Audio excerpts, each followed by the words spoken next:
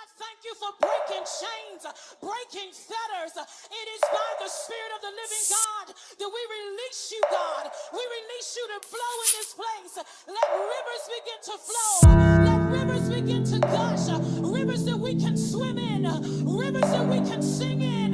Rivers that we can dance in. Rivers that we can leap in. We want to launch out into the deep. For deep calleth unto deep. And tonight is for deep waters. Tonight is for deep wells.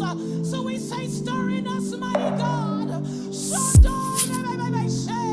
Stir in us a mighty river. For there is a river whose streams make glad the city of our God, his most high. It is your tabernacle. It is your dwelling place.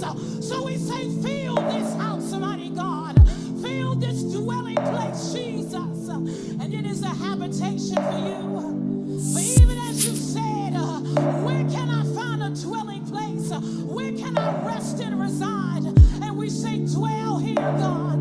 Dwell with us. And we make an atmosphere of thanksgiving. Come on, clap your hands unto God. We create an atmosphere of praise. For praise is comely for the upright.